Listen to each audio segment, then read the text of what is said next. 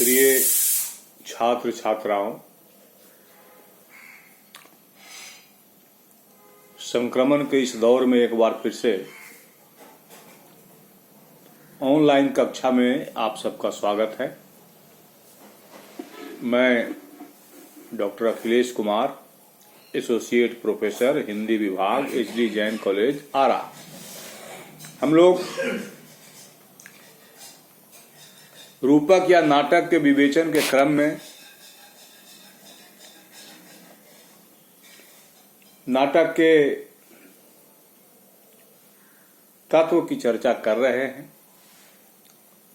पिछले क्लास में हमने वृत्ति की चर्चा की थी और यह बतलाया था कि आगे हम रस की चर्चा करेंगे। रस जीवन का महत्वपूर्ण हिस्सा है। रस के बिना जीवन नहीं रहता, बेकार हो जाता है और जीवन में रस बिल्कुल जरूरी है। रस के भी कई प्रकार होते हैं।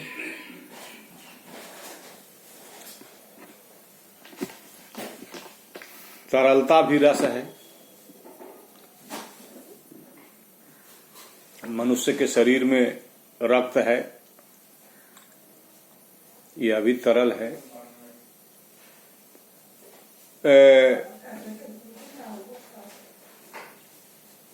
गन्ने का रस है। विभिन्न फलों का रस है। और आज के इस अंग्रेजी के विस्तार के युग में हम ऐसा महसूस करते हैं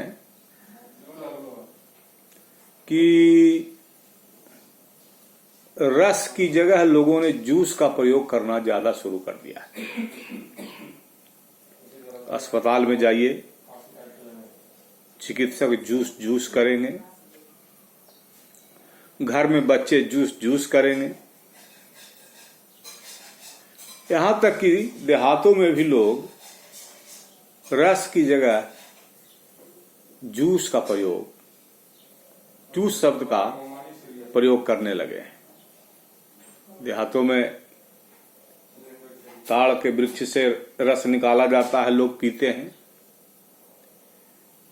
उसको भी जूस कहने लगे हैं। तो अंग्रेजी का यह हस्तक्षेप जो है हमारी राष्ट्रभाषा के हित में नहीं है, इस बात को भी ध्यान में रखना होगा। तो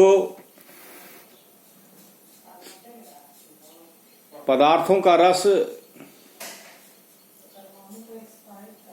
तीता, मीठा,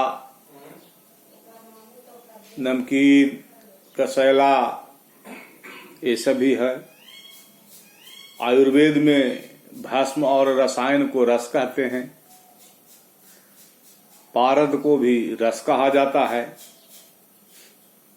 और ईश्वर से तार जोड़ने में भी रस की अनुभूति होती है, वह भक्ति रस है। तो जीवन में और साहित्य में रस की थोड़ी भिन्नता है।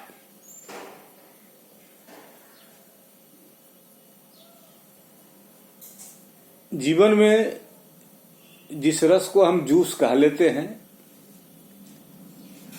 साहित्य में अभी रस ही कहा जाता है। जूस के रूप में लोग उसका उच्चारण नहीं कर रहे हैं। तो साहित्य में रस जो है वह काव्यानंद का बोधक होता है। साहित्य रचना के माध्यम से, साहित्य रचना को पढ़कर या अगर नाटक है तो उसको देखकर हमारे हृदय में जो आनंद की अनुभूति होती है, कभी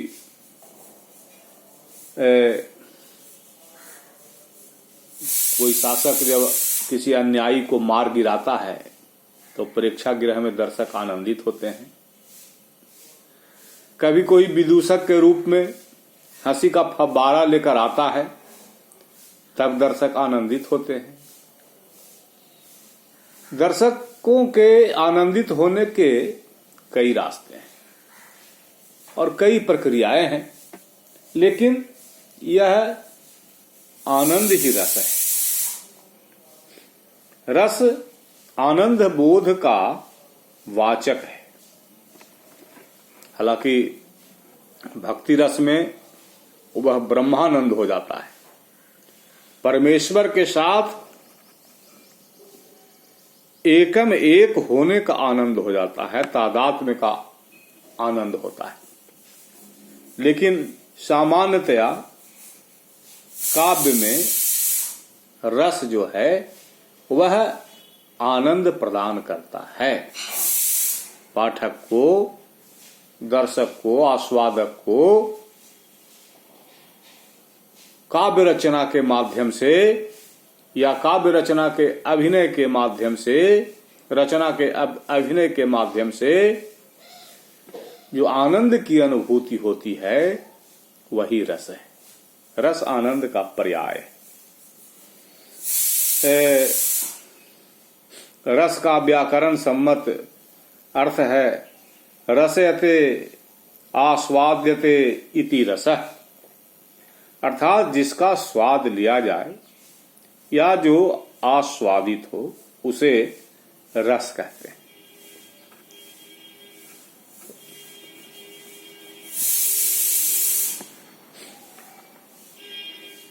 सरते इति रसः भी कहा गया है, मतलब कि जो प्रवाहित हो, जो संचरित हो, वह रस है। तो इन दोनों व्युत्पत्तियों के द्वारा रस की दो विशेषता दिखाई गई है, द्रव्यत्व एवं स्वाद। साहित्य में रस जो है वह आस्वाद जन्य आनंद का वाचक है।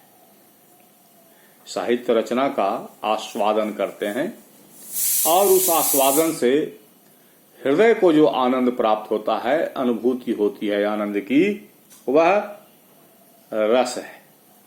साहित्य में रस जो है आस्वादन को अक्षुण्ण रखता है। अगर पाठक को रचना में के आस्वादन से आनंद की प्राप्ति नहीं होगी तो वह उस रचना का आस्वादन करना भी नहीं चाहेगा। इसलिए साहित्य का बोध रसात्मक होता है। साहित्य के माध्यम से संदेश होता है और वह संदेश हमारे अंदर रस का संचार करता है, चाहे जिस प्रकार के रस का संचार वह करे, क्योंकि रसों की संख्या एक नहीं है। आगे इसकी चर्चा की जाएगी। रस का आस्वादन, जैसे गन्ने का रस पीते हैं तो उसका स्वाद मिलता है, पपीते का रस पीते हैं उसका स्वाद मिलता है, अनानास का रस पीते हैं उसका स्वाद मिलता है, कोको कोला फंटा पीते हैं उसका स्वाद मिलता है, भात से जो माड़ निकलता है उसको हम पीते हैं उसका स्वाद मिलता है। यह स्वाद इंद्रिय जन्य होता है। जिह्वा हमारी जो है उसका स्वाद ग्रहण करती है और अच्छा लगा तो मन मिजाज प्रसन्न हो जाता है, और अच्छा नहीं लगा तो मन मिजाज दुखी हो जाता है। जैसे मान ले जाए कोई शरबत कह करके और शरबत की जगह पर, चीनी की शरबत की जगह पर उसमें नमक घोल दे तो स्पर्श के साथ ही मन दुखी हो जाता है। तो द्रव्य का आस्वादन इंद्रियों के द्वारा होता है, लेकिन साहित्य में रस का आस्वादन जो है वह सहृदय के हृदय में होता है। पढ़ करके हृदय में आनंद की अनुभूति होती है, यही रस है। तो रस में भावों का आस्वादन होता है। जिन भावों का वर्णन साहित्य में होता है उन भावों को हृदयंगम करके हम रस की अनुभूति करते हैं। अर्थात भावों की परिपक्वता का नाम ही रस है। परिपक्व भाव हमें संतुष्टिदायक रस देंगे और अपरिपक्व भाव रस में बाधा ही पैदा करेंगे। तो आचार्य भरत ने, जो नाट्य शास्त्र के प्रवर्तक रहे, उन्होंने यह भी प्रश्न उठाया कि रस क्या है, रस किस पदार्थ को कहते हैं, या रस का रस नाम क्यों है। उत्तर भी उन्होंने दिया है। उन्होंने बताया कि आस्वाद्य होने के कारण इसे रस कहते हैं, अर्थात इसका आस्वादन किया जाता है, किया जा सके, इसलिए यह रस है। स्वाद लिया जा सके, द्रव्य का भी लेते हैं और साहित्य के भावों का भी हम स्वाद लेते हैं। तो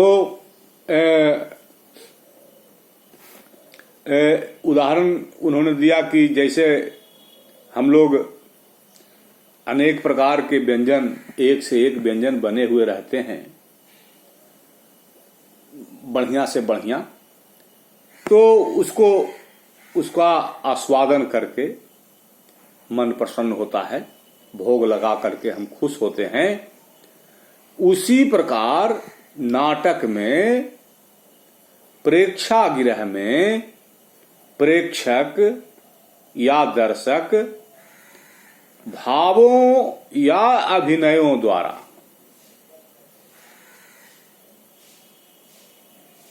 और जो भाव व्यक्त होते हैं, चाहे वे आंगिक हो, वाचिक हो, सात्विक हो, आहार्य हो, उसके द्वारा जो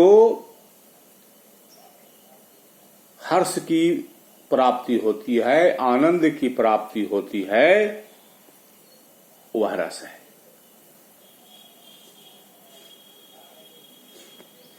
तो और दूसरे विद्वान, काव्यालंकार के रचयिता आचार्य मम्मट, अलंकारवादी आचार्य, इनके अनुसार लोक में रति आदि चित्त वृत्तियों के जो कारण, कार्य और सहकारी होते हैं, वे ही काव्य अथवा नाटक में विभाव, अनुभाव और संचारी, जिसे व्यभिचारी भी कहते हैं, भाव कहे जाते हैं, तथा उन भावों के द्वारा व्यक्त होकर जो अस्थाई भाव निकलता है वह रस कहलाता है। विभावानुभाव संचारी संयोगात रस निष्पत्ति। तो विभाव, अनुभाव, संचारी भाव और अस्थाई भाव, इसकी चर्चा हम आगे करेंगे। आचार्य विश्वनाथ विभाव, अनुभाव और संचारी भावों के द्वारा, उनका कहना है कि इनके द्वारा प्रकट होकर जब अस्थाई भाव पूर्ण परिपक्वता अवस्था को पहुंच जाए तो उस अवस्था को रस कहते हैं। अर्थात भावों की पूर्णावस्था रस है।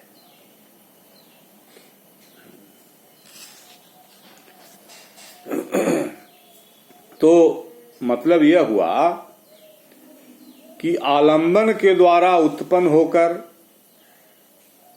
तथा उद्दीपन के द्वारा उद्दीप्त होकर अनुभाव के द्वारा प्रतीति योग्य बनकर और व्यभिचारी भावों के द्वारा पुष्ट होने पर ही अस्थाई भाव रस हो जाता है।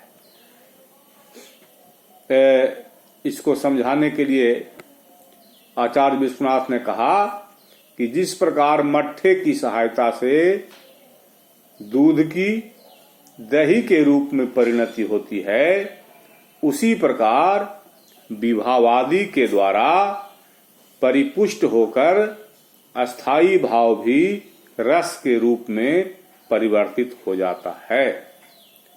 अनुभूति के क्षणों में ही अस्थाई भाव को रसत्व प्राप्त होता है। अच्छा, विश्वनाथ यह भी मानते हैं कि यह कोई आवश्यक नहीं है कि रसबोध के समय रस के सभी अंग या तत्व उपस्थित रहें। उनमें से किसी एक या दो का अभाव भी हो सकता है।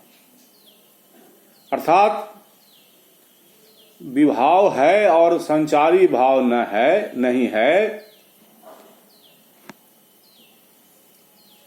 अनुभाव भी नहीं है, तो भी चूंकि प्रसंग चल रहा है तो उस प्रसंग के अनुसार जो है वह रसबोध हो जाता है। इसको भी आगे हम समझने की कोशिश करेंगे।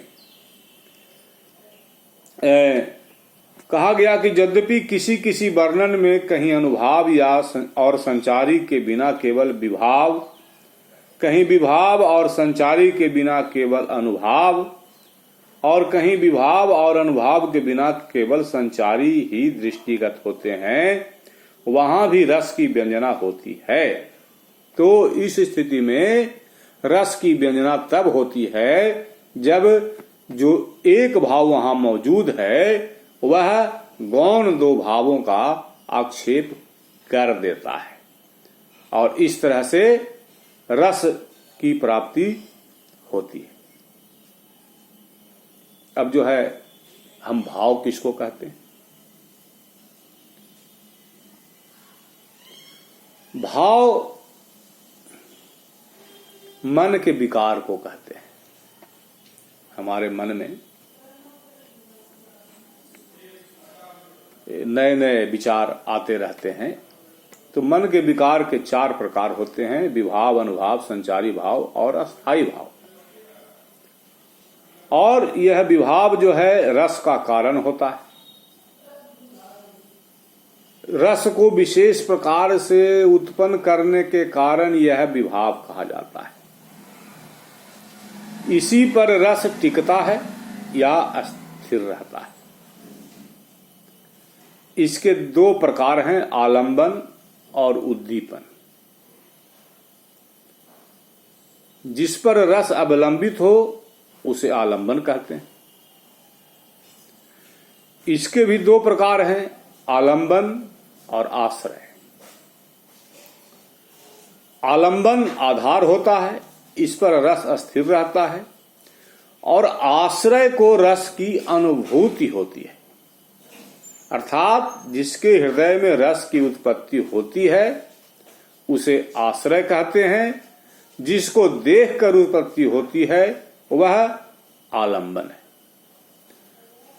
उद्दीपन रस को उद्दीप्त करता है या बढ़ाता है या तीव्र करता है,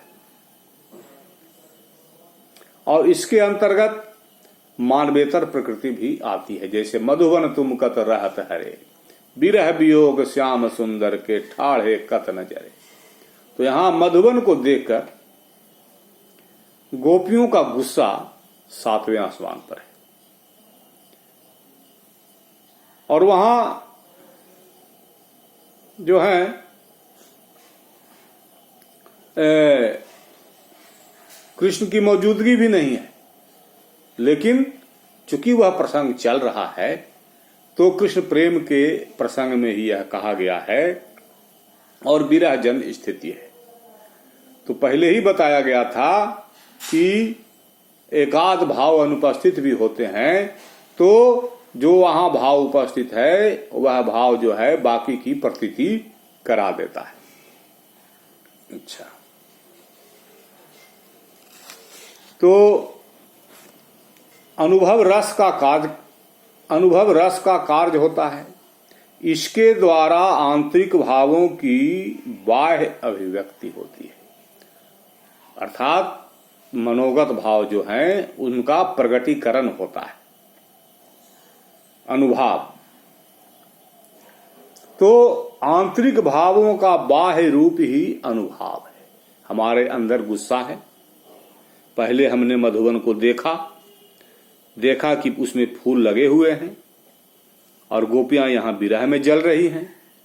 दुख की घड़ी में फूल लगना सुख का एहसास है, तो समय के अनुसार उसका खिलना गोपियों को रास नहीं आता है, लेकिन प्रकृति का अपना नियम है। गोपियां अपने मनोभाव के हिसाब से उसको कोसती हैं। तो आंतरिक भावों का बाह्य रूप ही अनुभाव है और भाव के पीछे आने के कारण इसे अनुभाव कहते हैं। पहले हृदय में भाव जगता है, उसके बाद अनुभाव आता है, उसकी अभिव्यक्ति होती है। संचारी भाव अल्प क्षण स्थायी होता है, पानी के बुलबुले के समान बनता है, मिटता है, बनता है, मिटता है, और मनुष्य के अंदर प्रतिदिन संचारी भावों का उदय होते रहता है। कभी कल्पना लोक में स्वर्ग लोक पहुंच जाता है, कभी अस्पताल, आजकल तो ज्यादातर कल्पना लोक में लोग अस्पताल ही जा रहे हैं। तो यह संचारी भाव है और परिस्थिति के हिसाब से जल के बुलबुले के समान इनका उदय होता है। और जैसे जल का बुलबुला जो है ज्यादा टिकाऊ नहीं होता है, उसी तरह से संचारी भाव टिकाऊ नहीं होते हैं। एक झटका देते हैं चले जाते हैं, एक झटका देते हैं चले जाते हैं।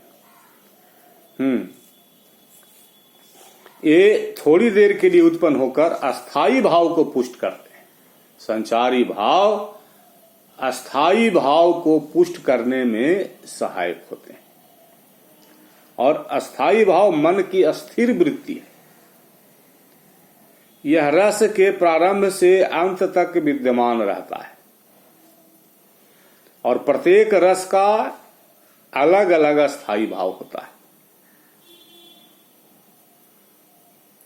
और अनुभवों की संख्या अर्थात अभिव्यक्ति की संख्या 4 है, वाचिक, मानसिक, सात्विक और आहार्य, और संचारियों के 33 प्रकार बताए गए हैं। तो आगे हम चर्चा करेंगे भावों की। एक उदाहरण से इसको जरा समझा जाए। जैसे रामचरितमानस की पंक्ति है, देखन मिश्मृग बिहग तरु फिरई बहोर बहोर, निरखि निरखि रघुवीर छवि बाढ़ई प्रीत न थोर। तो पुष्पवाटिका प्रसंग है जहां राम और सीता का दर्शन होता है और मिलन होता है, और सीता जी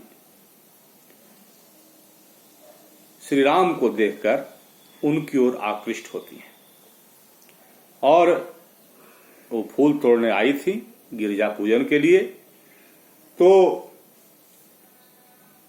वहीं पर भेंट होती है। तो लौटते समय नारी के अंदर मर्यादा की डोर होती है, नारी सुलभ लज्जा होती है, लेकिन हृदय में जब भाव प्रकट हो जाता है, प्रेम प्रकट हो जाता है, तो मन मानता नहीं है। तो घर जाते समय मार्ग में सीता जी बार बार कभी पशु, कभी पक्षी, कभी वृक्ष को देखने के बहाने मुड़कर श्री राम की ओर देखती हैं। तो बड़ा ही मधुर प्रसंग है। यहां यह समझना है कि यहाँ सीता जी के मन में रामचंद्र जी के प्रति आकर्षण या प्रीति का भाव रति है। रति यहाँ अस्थाई भाव है प्रेम का। राम को देखकर सीता उनके प्रति अनुरक्त होती है, इसलिए राम जो हुए वे आलंबन हुए, विभाव, और सीता हुई आश्रय, जिनके अंदर भाव का उदय हुआ। चूंकि प्रेम का अनुभव सीता जी को ही होता है, अतः वे आश्रय हुई।